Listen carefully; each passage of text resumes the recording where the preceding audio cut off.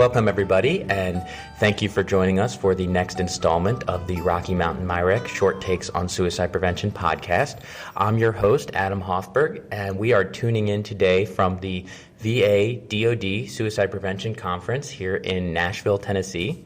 And I am joined today by Liwanag Ojala, and she is with CaringBridge. And we're going to learn a bit about her organization and what they are all about. So welcome, Liwanag. Thank you so much, Adam. I appreciate you having me here. Excellent. So let's just jump right in with a little bit about yourself and how you came to this spot. Okay.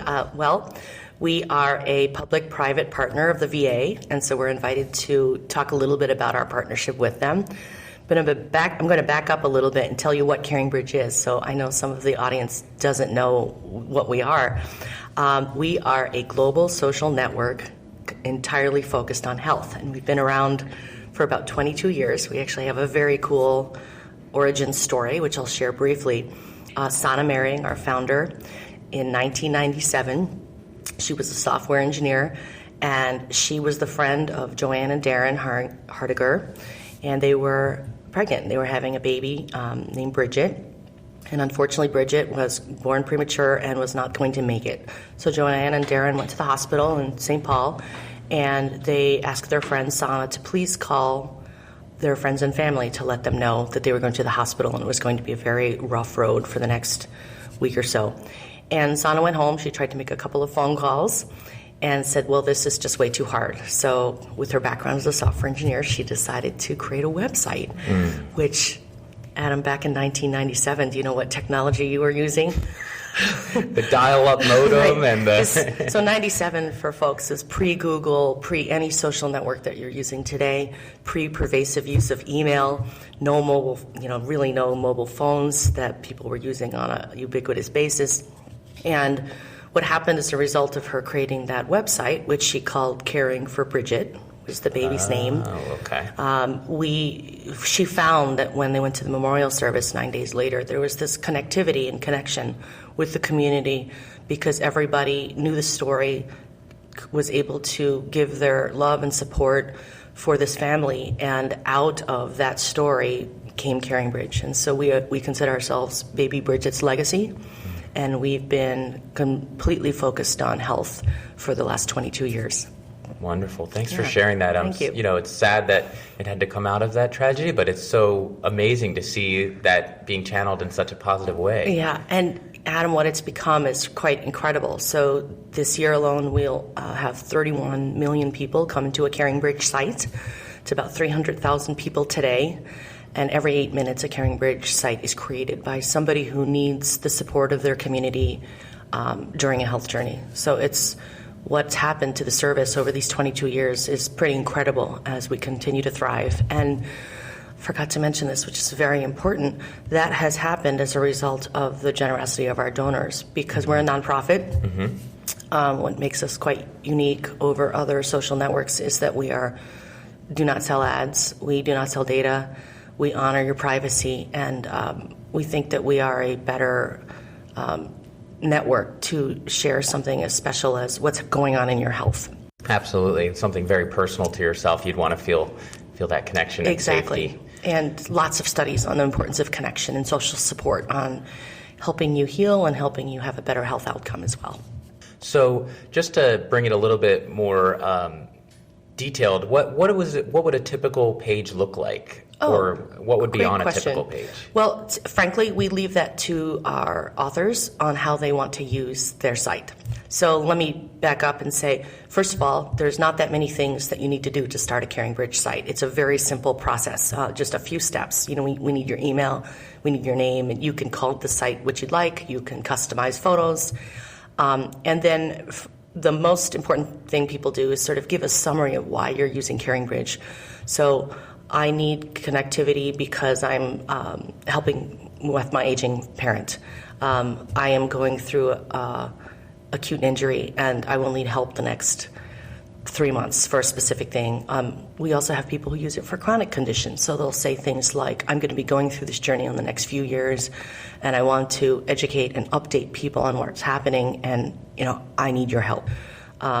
And it goes from there. So people really make the choices not only on the privacy setting, but also how much they want to share on the site. Very good. Thank you. Yeah. I love that we keep touching on this idea of a journey, and and health and dealing with health conditions is a journey, and also this whole journey of creating this resource and this tool for folks. So how did your journey with CaringBridge begin? Oh, thanks for asking. So I grew up, well, first I'm a Jersey girl that went to Minnesota, and now I've lived longer in Minnesota than I have in Jersey. But I came out of law school and worked in mergers and acquisitions, and then went to the business side, worked in digital commerce for about 15 years.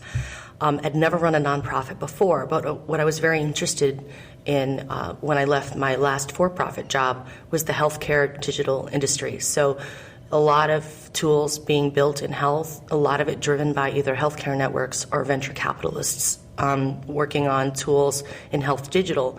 But a lot of those tools are not ubiquitous, meaning that if I live in California and I'm in one healthcare system and then my spouse moves and now I'm in Maryland going to a different system, some of those tools don't necessarily follow. So this was 5 years ago. And then I happened to be approached for the COO position at CaringBridge, which was the succession plan for our founder, who had been doing it at that point for about 17 years.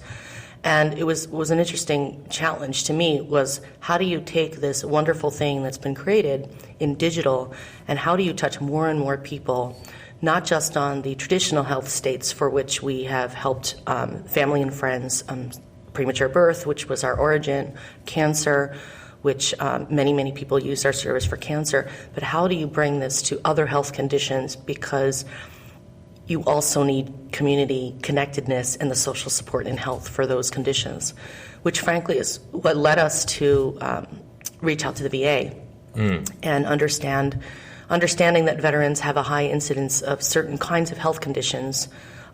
We wanted to expose our service that's free to people in that moment of need who are experiencing those conditions that really need the help of not only peers, which we know there's a lot of peer-to-peer support for veterans, but how do you also engage the larger community to bring them into the fold and hopefully reduce the stigma of some of these conditions as well. Excellent. That's a great transition here. So talk to us a little bit about how the VA partnership developed, and you already mentioned a little bit why, but how did it take form?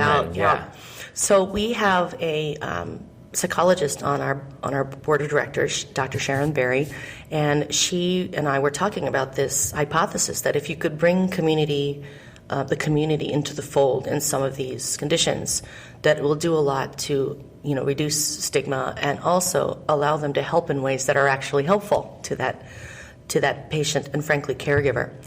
And maybe we'll get back to this later, but 65% of our users are actually caregivers, so we care very deeply about them as well. And Sharon connected us to Amy Johnson at the Office of Suicide Prevention, who is leading some of the work on the VA's private-public partnerships.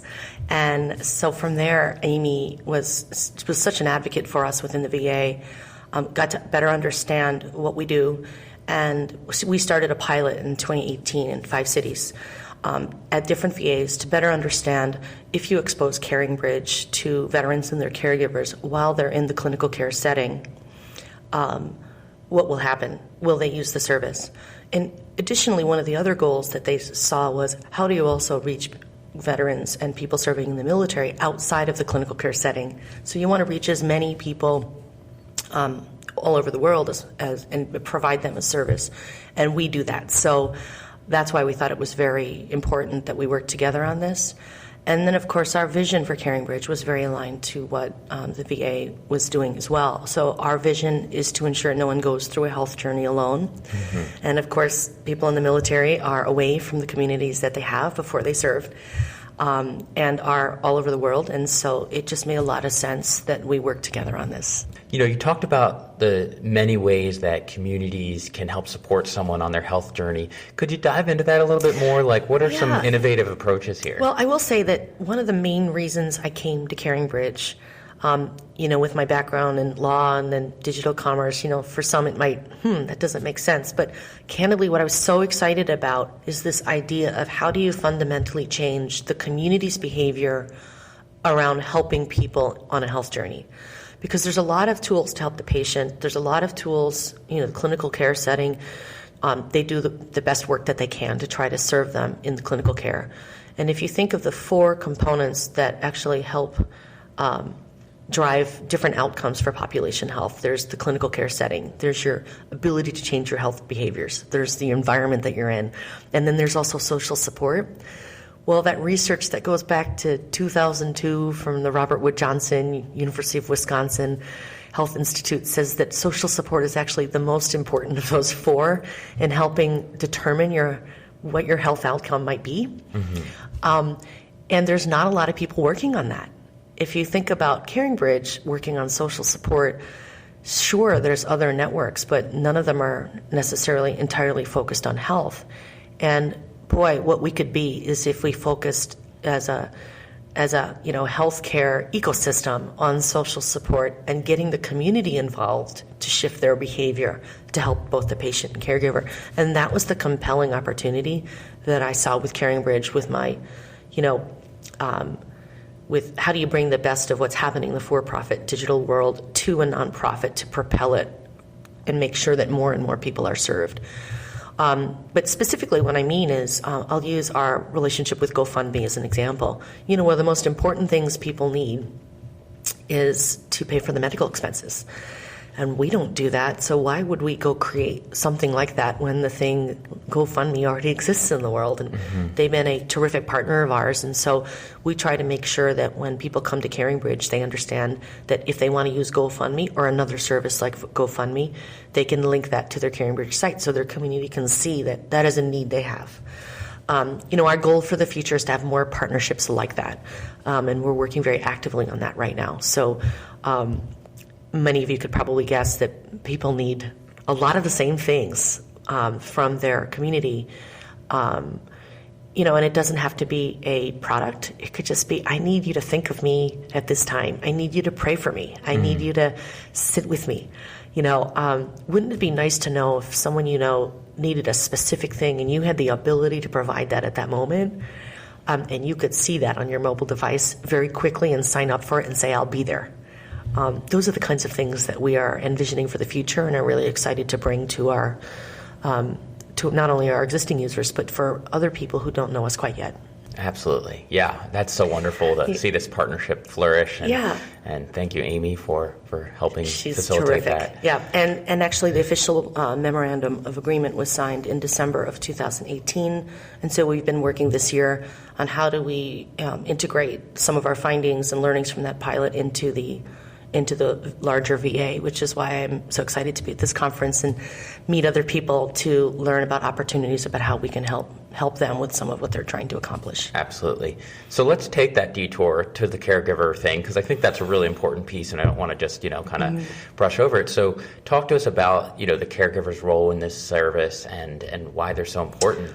Well, there's 40, the last time I looked at the statistic, and I think this is already old, about 45 million caregivers in this country.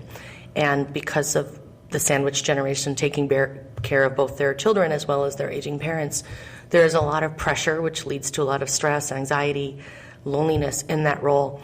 We say CaringBridge, this is a role that nobody applies for, but most people get in their life journey. And we discovered that, it's always been fairly high, but 65% of people who are on CaringBridge are creating a site because they're caring for someone else.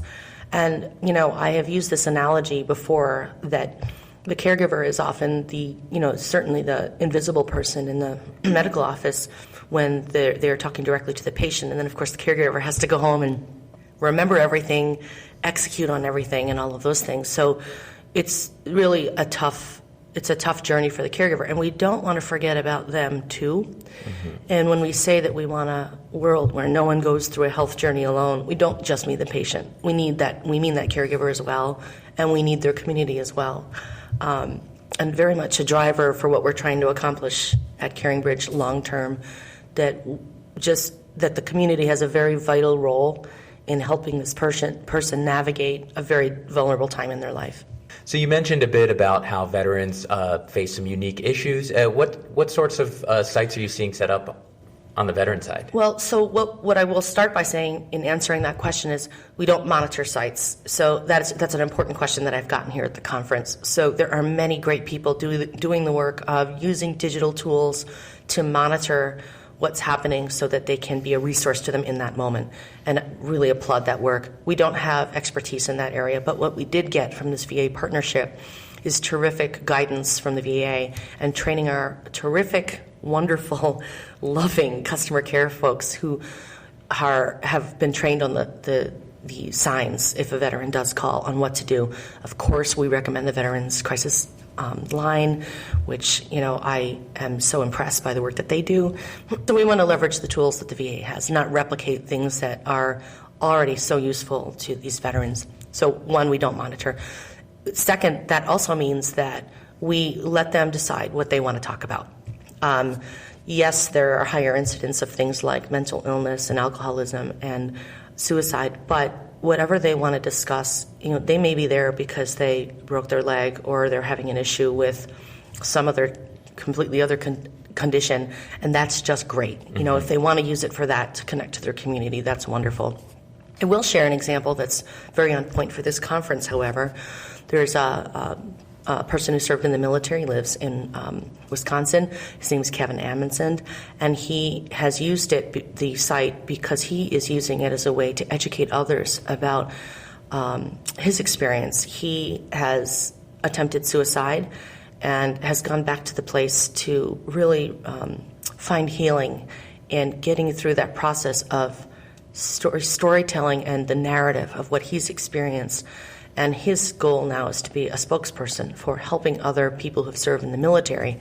And that is a wonderful use of our service, just not only for him personally and his family and community, but for the larger community, so that we can educate others about what's happening. And it's not coming from CaringBridge, it's coming from these people who have really lived that experience and can share that experience in a unique way.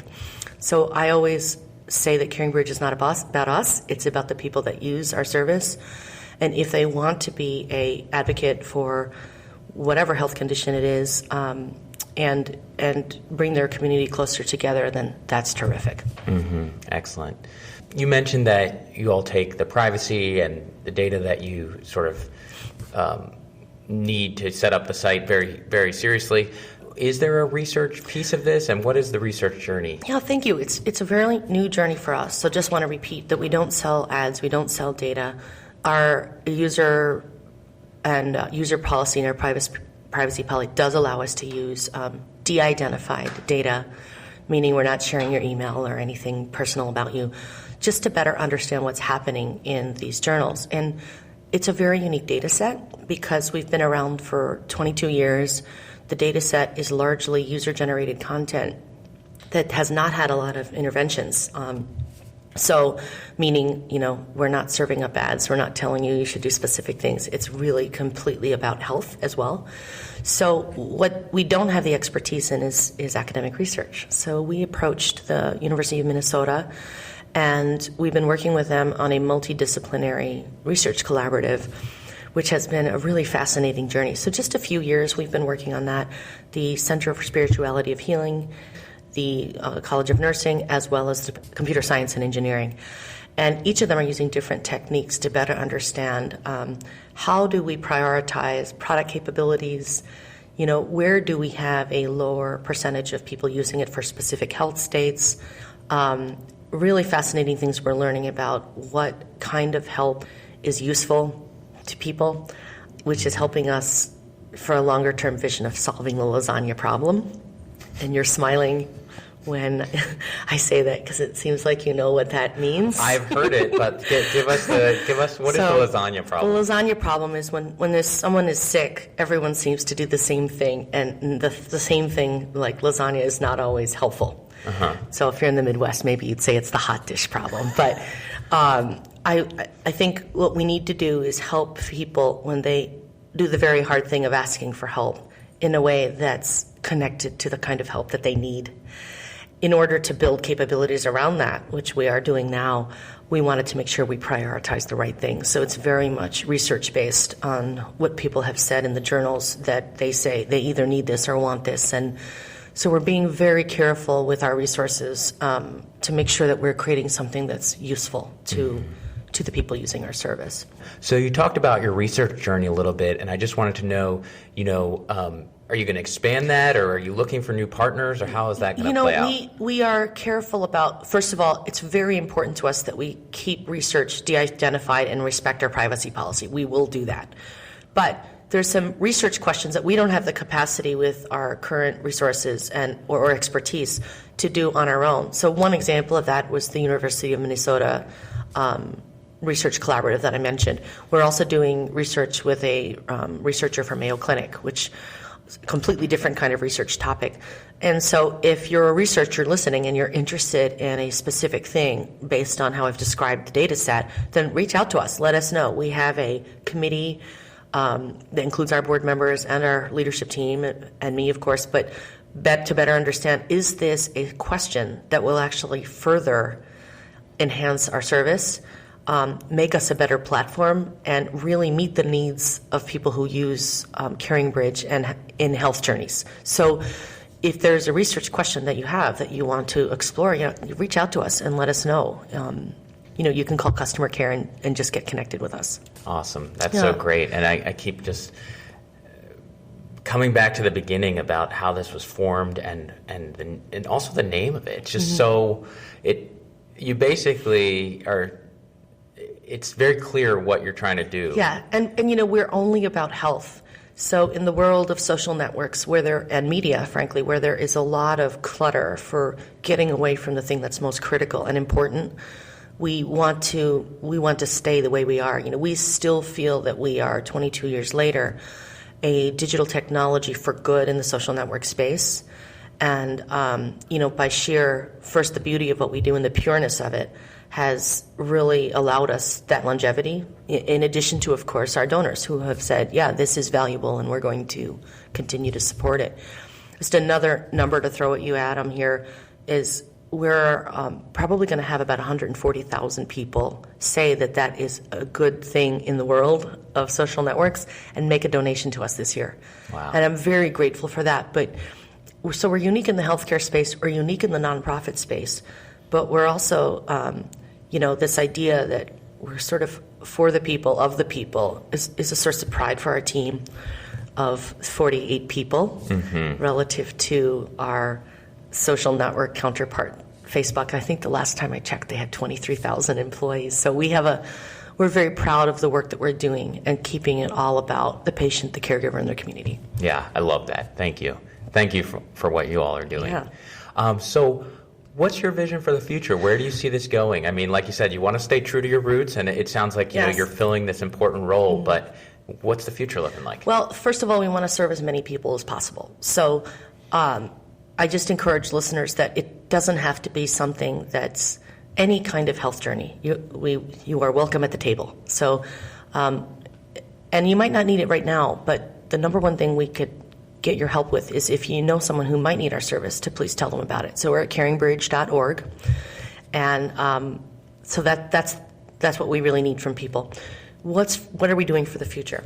I'll talk a little bit more about this idea of help and giving help.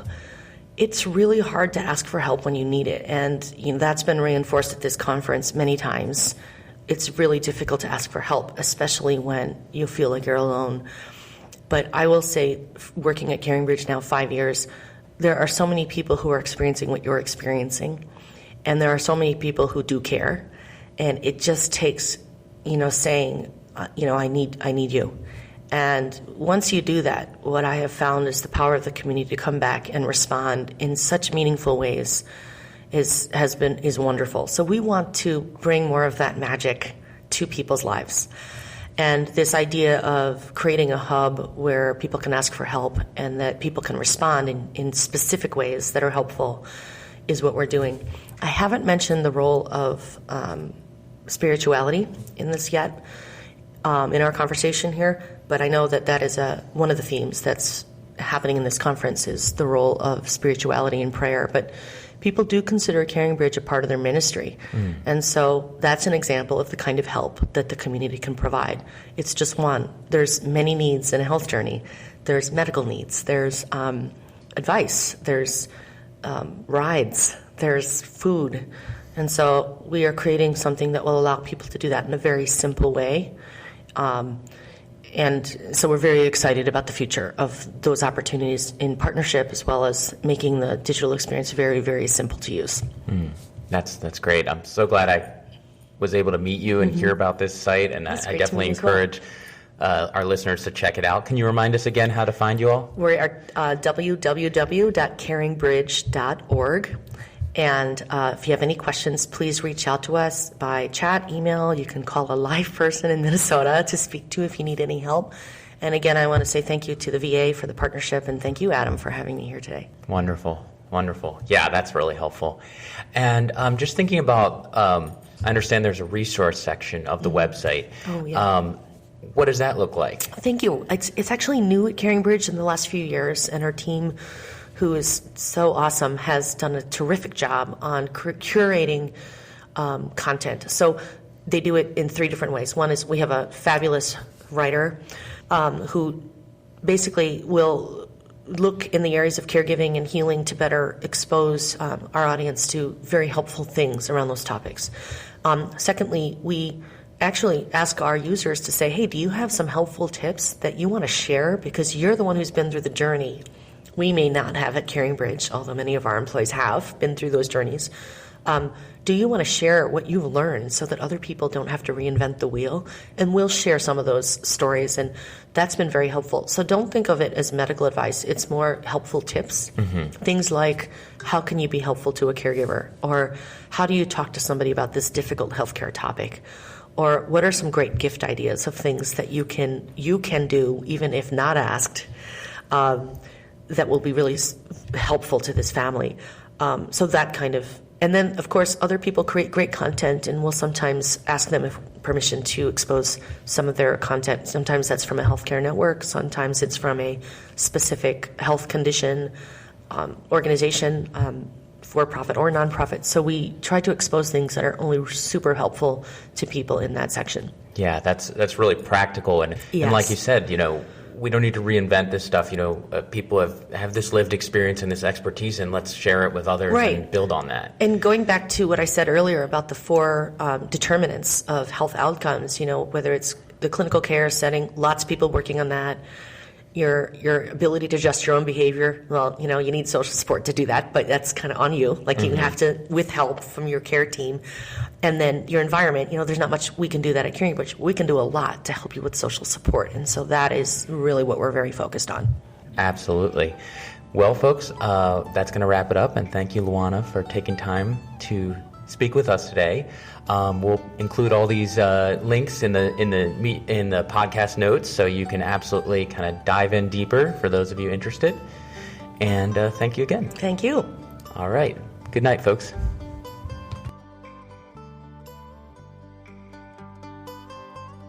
Thanks for joining us today on the Short Takes on Suicide Prevention podcast. The podcast is made possible by the generous support of the Rocky Mountain MIREC for veteran suicide prevention out of the Rocky Mountain Regional VA Medical Center in Colorado. Be sure to visit our website at www.mirec.va.gov/VISN19. While you're at it, if you found value in this episode, head over to your favorite podcasting app to subscribe and give us a rating, and spread the word. Tell a friend about the show. Be sure to tune in every other Tuesday for new episodes. Our mission is to end veteran and all suicide, and when you listen to our show, you see the possibilities.